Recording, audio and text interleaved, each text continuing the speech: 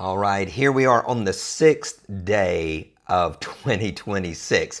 And like a lot of people, I just got back to my regimen yesterday on the 5th. A lot of us didn't start on the 1st. We decided to delay it.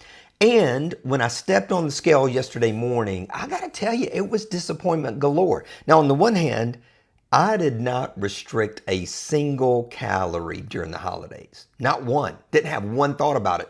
And that was actually intentional. It was not wise, but it was intentional. And I gained about 12 pounds during the holidays because I ate all that I wanted, whenever I wanted, and just whatever I wanted. And it was crazy. Just the amount of food. I might have even said whatever a couple of times just then. It was just so much. Now, there was plenty of happiness. There were plenty of times going, I can't believe I ate all that. But I'm not sure there was a time that I said I shouldn't have. I just ate. And so getting back on the plan is a little bit different this year than it has been in years past, because in years past, I'm not great at goal setting. I did that for years. Then about 5 years ago, I got away from it, just thinking I'm just not going to set those gigantic goals and try to do all of that. And instead, I just kind of took it halfway and made a little bit of impact, but nothing too crazy. However, coming into this year, even before I began the extravaganza of calories, I decided, you know what? When it comes time to flip the switch, I'm going to flip it. But for me, I've got to do a handful of things a little bit differently. And this is where your personal awareness comes in. I'm not a guy that comes on and goes, here are all the answers. This is exactly what you need to do. I'm a lot more about, let me just document some things that are working for me. If something connects with you, that's great. If it sends you down your own journey or on your own path, that's even better. Because I believe that not only are we individuals, but the way that our bodies work, our brains, all of these things, the way they come into alignment is different for everybody somewhat. Occasionally, there's going to be such a connection with someone and their plan that it's really going to resonate. But everything that I'm about to share is very, very, very basic. I'm not even sure I'd call it much of a plan, but it really works for me. The first thing is I have to get my mind really right. And by that it means I can't get hyped up. I can't be like, well, this year I'm going to do it. And I set all these extreme goals and I just flood my system with all the amazing things that are going to happen. That does not work for me. In fact, that's counterproductive. I used to do that years ago and just got burnt out and got exhausted. But what I really do have to do is get my mind in a position of I'm entering this new lifestyle and I'm about to become a fat burning machine. And I can feel that. I'm going to revisit that later. But I really don't just think something's going to happen.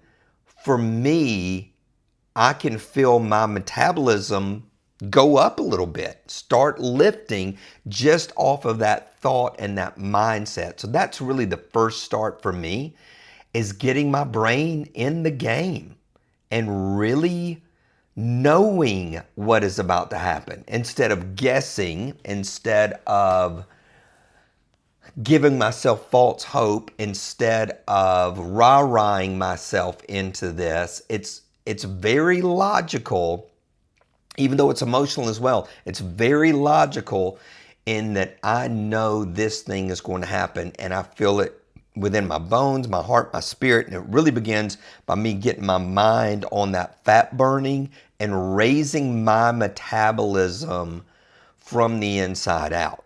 And then secondly, what I do is, it's so common, is these 10,000 steps. Hey, Hercules, 10,000 steps. And it's very common. But what I don't see people do is warn us about that. 10,000 steps is a lot, especially if you're doing it almost all at one time. I had all my friends talking about, I'm doing 10,000 steps. It's just walking. All we're doing is walking. I thought I'd mastered walking. But the last couple of days, I've been doing the 10,000 steps. It's been difficult. It's difficult to get them all in. But at my age, my body thought it was difficult. And at my weight, my body thought it was difficult. Being up 12 pounds. Walking 12 pounds heavier is different than 12 pounds lighter. And so today my hips are kind of sore. My legs are super tight. I've got some soreness from, yes, I've walked my entire life, but this is a different level. So getting these steps in is essential because it's not high intensity. I'm definitely not running. I've made that mistake before. Starting the new year, I'm going to become a runner. I am not designed for running. I'm designed to lift heavy things. I'm not designed to run. And so even the walking can wear me down, but this is part of the ritual and the path. Getting these steps in is going to be very useful and very helpful. Number 3, calorie consciousness.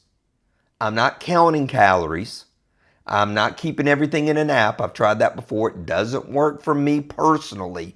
It becomes too rule-oriented, and I tend to reject a rule. Even the 10,000 steps has to be playful. Like it being a walk is very helpful because Marla and I take a walk every night. So that ends up being in a lot of alignment.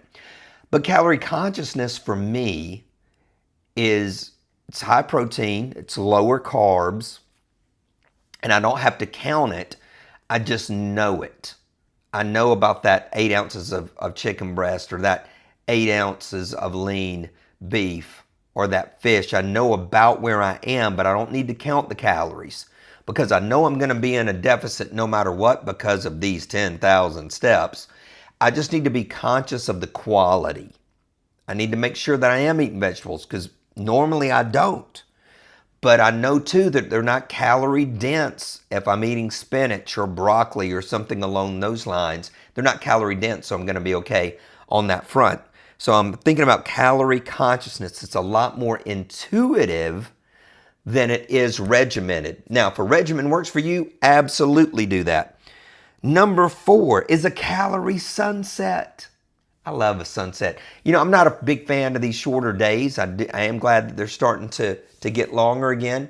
But my calorie sunset is between 3 and 4 p.m. Now, I go to bed about 8:30. So people are like, man, you got to be starving to death. I'm not, because really digestion is just ending about the time that I go to bed. And I feel really good going to bed with nothing on my stomach besides some water. That makes me feel like I'm burning fat. It makes me feel like I'm not going to store it overnight. I know that I've given enough nutrients to my body that the recovery during sleep is going to be positive, and I feel really good about that. Let me sidebar because I don't have this down on the list, but sleep is important. I tend to fall asleep fairly quickly.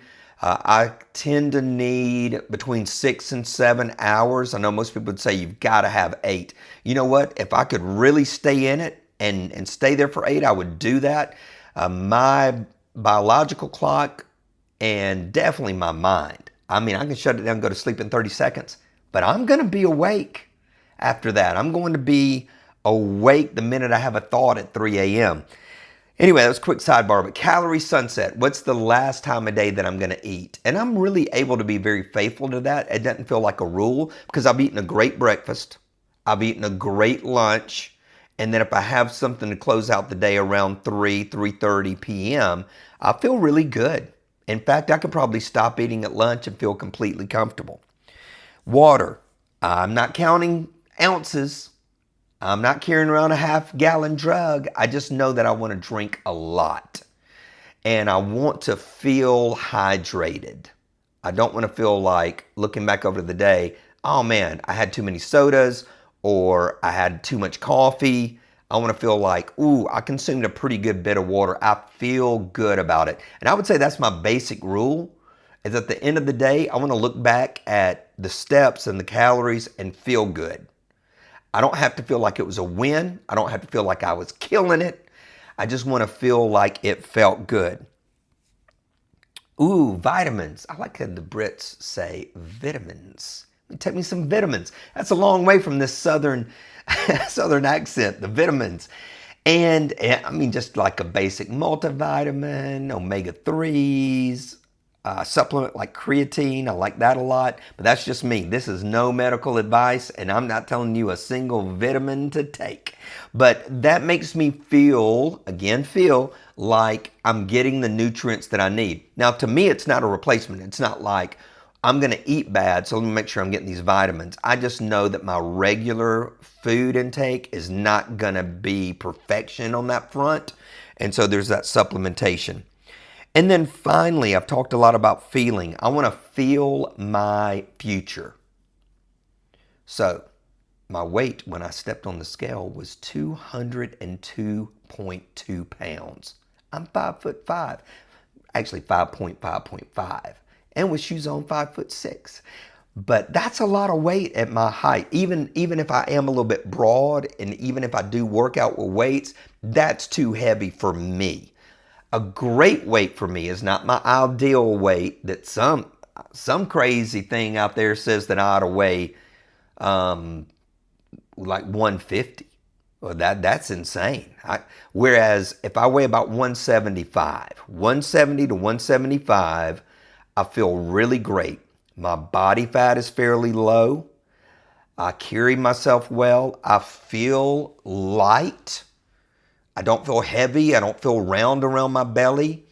And that's a really good weight for me, 170 to 175. My face will be pretty lean. Jawline will be in pretty strong. And so I will feel that future. I will feel that 175. I don't have to hit that number. I do want to hit that feeling. I do feel what it feels like to be lean. I feel where my metabolism is. I feel where my strength is going to be in the gym. I feel that the 10,000 steps is going to be easy. And I can feel all of that in advance. And that feels good. I feel good about that. So I feel good about my plan. And so that's it. That's how I'm starting this year with my non-magnificent plan that's very simple and very aligned to my being. So as you get started this year, if you're going to focus on your body, think about what's going to work for you. I would encourage you, unless you're an extremist, unless you set extreme goals and it works out for you, if you found in the past that that's failed, I would do something simple like this, but your own plan that you know is going to be a very natural life for you. You know that carrying this out is going to feel very simple and very easy. I know that this is going to produce some incredible results.